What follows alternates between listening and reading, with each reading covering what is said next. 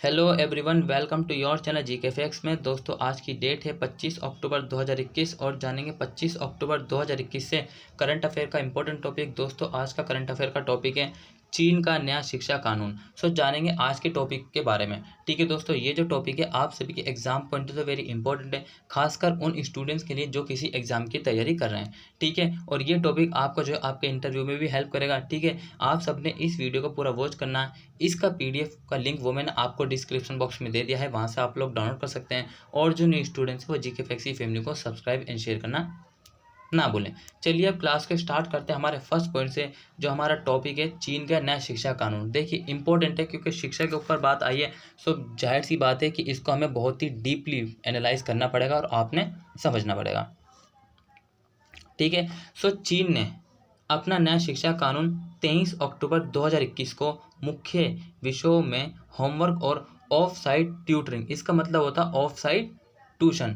ठीक है, of site tutoring के दोहरे दबाव को कम करने के उद्देश्य से पारित किया गया। देखिए, जो मतलब कि स्कूल जाते जितने भी स्टूडेंट्स हैं या फिर जो नहीं जाते, पता सबको है। ठीक है, एक तो हम कहाँ पर पढ़ाई करते हैं, एक तो हम अपने स्कूल या फिर मतलब कि कॉलेज में पढ़ाई करते हैं। ठीक है, और साथ ही हम क्या करते हैं, हमें नीड होती है, हम कहते हैं कि हम स्कूल में तो पढ़ रहे हैं, साथ ही हम क्या करते हैं कि हम जो अपना एक ट्यूशन भी लगा लेते हैं। ठीक है, इससे क्या होता है दोस्तों, हमारे ऊपर जो है दोहरा दबाव बनता है। उसी दोहरे दबाव को जो है कम करने के लिए, उसी दोहरे दबाव को कम करने के लिए चीन के द्वारा जो है ये चीन ने जो है अपना नया शिक्षा कानून 23 अक्टूबर 2021 को लॉन्च जारी पारित किया है। ठीक है, क्लियर है, ये बात आपने मेरी ध्यान रखनी है।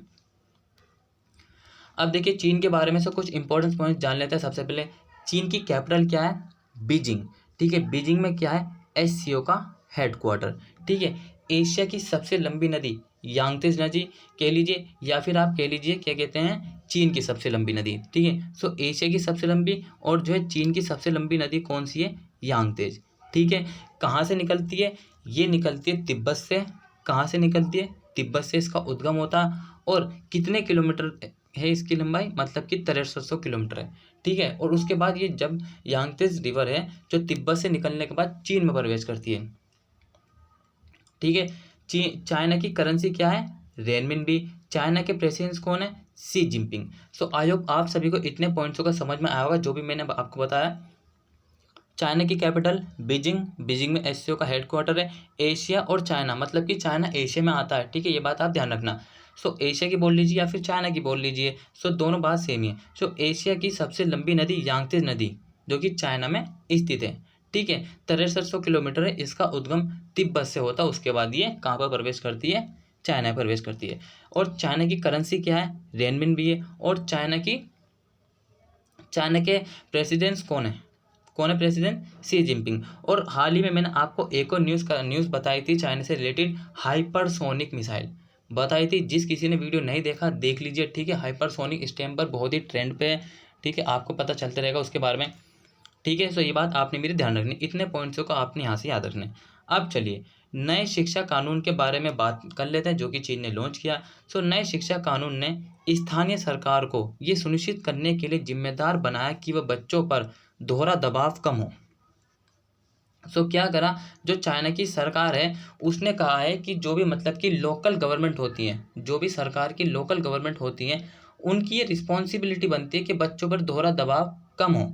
The new law made local government responsible for ensuring that double pressure on children is reduce. जो डबल प्रेशर है वो मतलब कि रिड्यूस हो, विल बी रिड्यूस। किस लिए? जो बच्चों के ऊपर पड़ता है, एक तो स्कूल का पड़ता और साथ ही क्या पड़ता? ऑफ साइट ट्यूटरिंग का। क्लियर है? अगर कोई भी पॉइंट्स आपको समझ में नहीं आता है दोस्तों आप मुझे कमेंट बॉक्स में कमेंट करके बता सकते हैं। ठीक है, चलिए नेक्स्ट पॉइंट की बात करें। ये कानून माता पिता से दबाव कम करने और इंटरनेट के अत्यधिक उपयोग से बचने के लिए उचित आराम और व्यायाम के लिए अपने बच्चों के लिए समय की व्यवस्था करने के लिए भी कहता है। अब देखिए, सबके घर में सबने आपने देखा होगा, सबके पास मोबाइल होगा। ज़्यादातर आजकल की जो जनरेशन है 21st जो जनरेशन चल रही है उसका मतलब कि उसका काम ज़्यादातर क्या करते हैं, उसका काम इंटरनेट मतलब कि मोबाइल फ़ोन यूज़ करना ज़्यादा महत्व हो गया है। ठीक है, उसका क्या हो गया, ज़्यादा महत्व किसको दे रहे हैं हम? इंटरनेट का यूज़ करने के लिए दे रहे हैं, जो कि क्या हमारे लिए हार्मफुल है, हानिकारक है। हानिकारक है तो उसके इफेक्ट्स आपको पता होंगे, कहाँ कहाँ हानिकारक है, शिक्षा में हानिकारक है, हमारी मेंटली थोड़ी कम हो जाएगी, ठीक है। और साथ ही क्या होगा, हमारी जो मतलब कि आंखों की रोशनियाँ हैं, जब लाइट पड़ती है मोबाइल की, सो वो भी कम होने लग जाएगी। सो इन सभी का मैनेजमेंट करने के लिए जो है, जो चीन की सरकार है उन्होंने कहा है कि ये सभी हम मतलब कि कम करेंगे, इसकी भी व्यवस्था की जाए बच्चों के लिए खासकर। किसके लिए? बच्चों के लिए खासकर, ठीक है। क्लियर है, ये बात मेरी आपने ध्यान रखनी है। नेक्स्ट पॉइंट की बात करें, सो इस नए कानून ने होमवर्क पर, जो कि स्कूल से मिलता है, इस नए कानून ने होमवर्क पर भी कटौती की और सप्ताहांत, वीकेंड और छुट्टियों पर कुछ प्रमुख विषयों के लिए स्कूल के बाद ट्यूशन पर प्रतिबंध लगा दिया है। सो कहता क्या है, देखिए, एक तो होमवर्क जो हमें मिलता है, HW जो मिलता है, और साथ ही जो सप्ताहांत और छुट्टियों पर कुछ प्रमुख विषयों के लिए स्कूल के बाद जो ट्यूशन पर प्रतिबंध लगा दिया। हम क्या करते हैं, स्कूल के बाद जो छुट्टियां मिलती है, सोचते हैं कि हम इसमें ये वाला सब्जेक्ट को मतलब कि अपने कवर कर लेंगे, इंग्लिश सीखने के लिए जाएंगे या फिर मैथ का बेसिक करेंगे, किसी भी सब्जेक्ट का। सो उस सभी पर क्या करा है, चीन ने प्रतिबंध लगा दिया गया है। क्लियर है।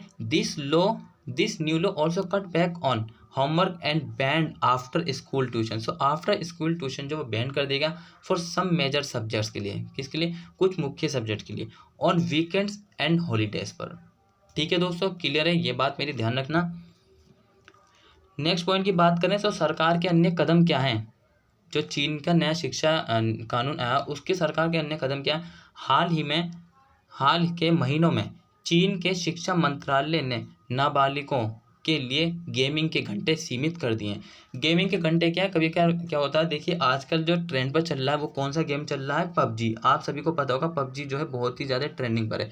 इसको आप कितनी भी उम्र से देख लिए, सब मतलब कि इसमें क्या कहते हैं, इसमें टूट पड़े इस वाले गेम में खेलने के ऊपर, ठीक है, जो कि क्या हमारे लिए हानिकारक है। सो इससे बचिए, ऐसी बात नहीं कि आप गेम नहीं खेलिए, गेम सारे खेलिए, जो आए, जौन सा गेम आए वो सब खेलिए, लेकिन उसका एक समय हो, सीमित समय हो, उसका समय निर्धारण कर लीजिए कि मुझे इतने समय तक खेलना है, ठीक है। सो ये उन्हें शुक्रवार, अब कब कब खेलना है, देखिए सीमित क्या है, ये शुक्रवार, शनिवार और रविवार जैसे दिनों में केवल 1-1 घंटे के लिए ऑनलाइन खेलने की अनुमति देता है। देखिए ये जो है इस तरीके के क्या है, इस तरीके के देखिए इंटरव्यू में पूछे जाते हैं कि आखिर मतलब कि आपका विचार क्या है।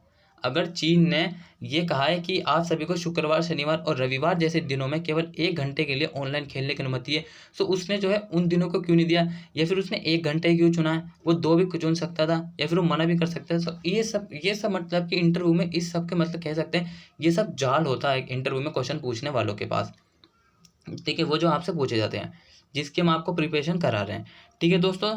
यह बात आपने ध्यान रखनी है। फ्राइडे, सैटरडे और संडे को केवल इन तीनों दिन 1-1 घंटे जो है हम मतलब कि चाइना वाले क्या खेल सकते हैं, गेम खेल सकते हैं ऑनलाइन, ठीक है। नेक्स्ट पॉइंट की बात करें, चीन में शिक्षा की बात करें, देखिए चीन में शिक्षा मुख्य रूप से राज्यों द्वारा संचालित सार्वजनिक शिक्षा प्रणाली द्वारा संबंधित की जाती है, ये शिक्षा मंत्रालय के अंतर्गत आती है। सो क्या है, जो चीन में जो शिक्षा मुख्य रूप से राज्य द्वारा संचालित सार्वजनिक शिक्षा प्रणाली द्वारा प्रबंधित की जाती है, ये शिक्षा मंत्रालय के अंतर्गत आती है। क्लियर है, राज्य तो संचालित करते हैं, संचालित सार्वजनिक शिक्षा प्रणाली द्वारा प्रबंधित है, और जो है किसके अंतर्गत आती है? मंत्रालय के अंतर्गत आती है, शिक्षा मंत्रालय के, ठीक है, जो कि एजुकेशन सिस्टम है। क्लियर है, ये बात आपने मेरी ध्यान रखनी है। सो वहीं इसका लास्ट पॉइंट देखें, कानून के अनुसार चीन में सभी नागरिकों को कम से कम 9 साल के लिए स्कूल जाना आवश्यक है, जिसे 9 साल की अनिवार्य शिक्षा कहा जाता है। अनिवार्य शिक्षा सरकार द्वारा वित्त पोषित है। By law all citizen in China are required to attend school for at least 9 years. So at least 9 years requirement है, रिक्वायर्ड है चाइना में, मतलब कि जो बच्चे 9 साल के उनको शिक्षा देना।